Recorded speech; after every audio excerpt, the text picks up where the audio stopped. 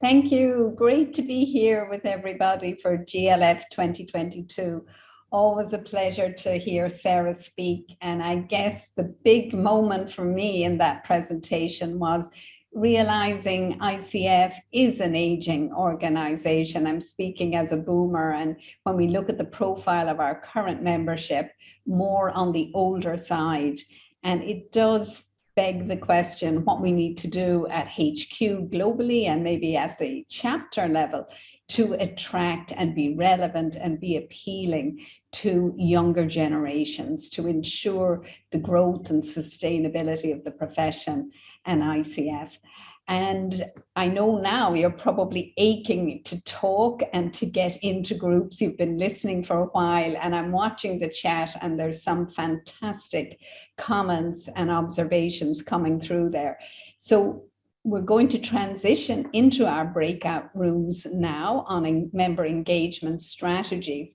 Now, the questions are being posted by my colleague Saul into the chat function. So you can check out the chat, or perhaps you'd like to take a photo of the 3 questions. So you have it when you go into your breakout. They're also on page 7 of your workout book if you're following us in the workout book.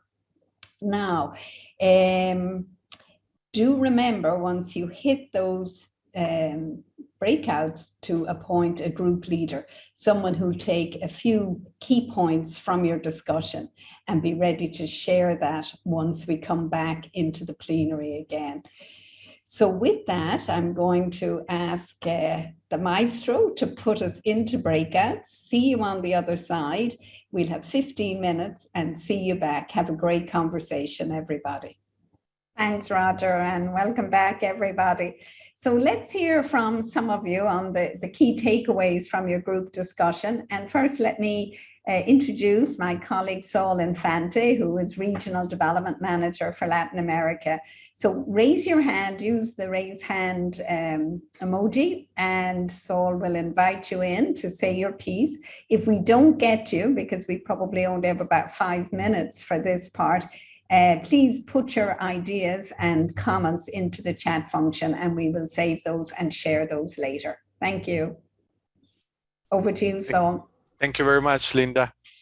Just like Linda mentioned, please share your takeaways by using your raise hand icon located at the bottom of your screen.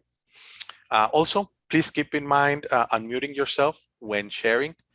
So we have our first person. We have Anita O'Connor with her wanting to participate. Hi, thank you. With our group, one of the things that we noticed is that with the ever-changing boards with 2-year terms, that there tends to be a high turnover or change or a need to be adaptable to change with a lot of the groups. So a lot of storming, norming, and forming every 2 years. So that tends to lead to a focus that is more talent than industrial in general. So even when you do have people from the more industrial mindset, they get brought up to speed or involved in change more regularly than they would ordinarily be involved in. Thank you. Thank you, Anita. Next, we have Latoya. Good day, everyone. It was interesting to be in a breakout room with board leaders from different countries and talk about how some of the dimensions, either across differences, either across regional and continental cultures, really shaped the way that we responded to questions. For example, when we looked at the question of industrial versus talent-based, there really was a key takeaway of integration.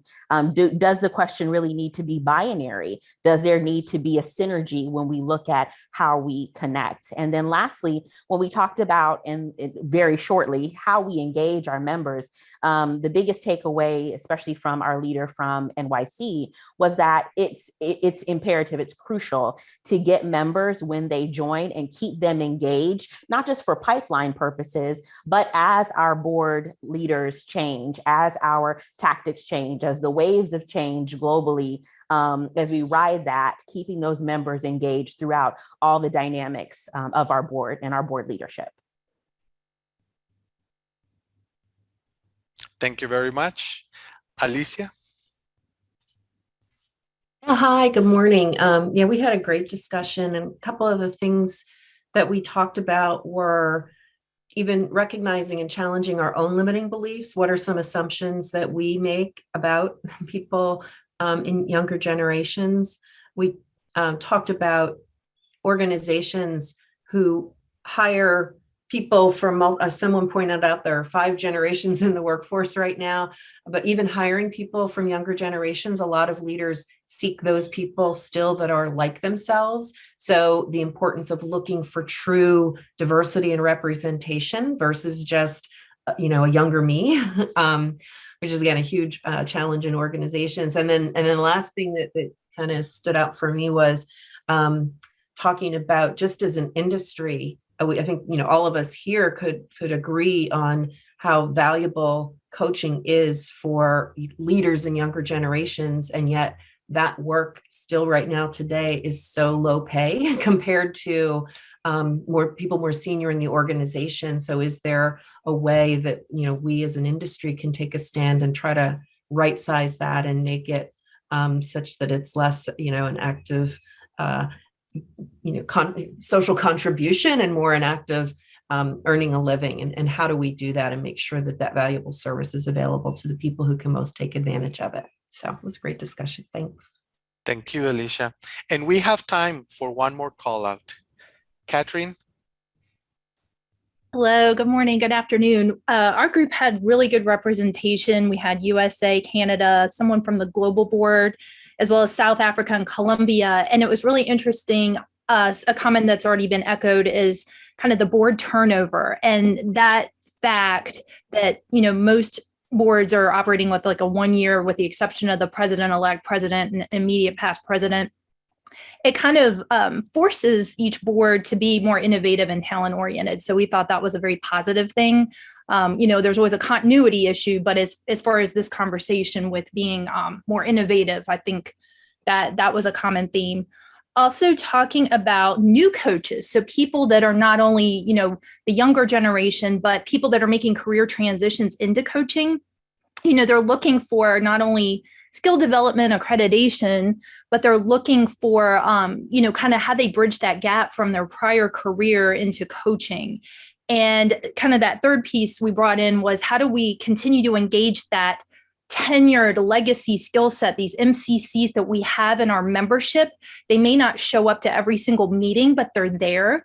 We can tap into them. How do we continue, to keep them engaged, to pay respect and honor them, and to take that body of work that they've developed over, call it 20, 25 years and sometimes more, and impart that wisdom and knowledge on the younger generation and or the new coaches that are coming in. So kind of balancing, and serving all of those communities while also being focused. So not being all things to all people, but also trying to be very inclusive and to continue to develop our knowledge base. It was a great conversation. Thanks. Thank you, Catherine, and thank you everyone who shared and everybody who put in the chat function some really rich learning there. And with that, we're going into a 10-minute break now, a humanity break. Relax, and we'll see you back in 10 minutes refreshed. Thank you, Saul. Thank you, everybody.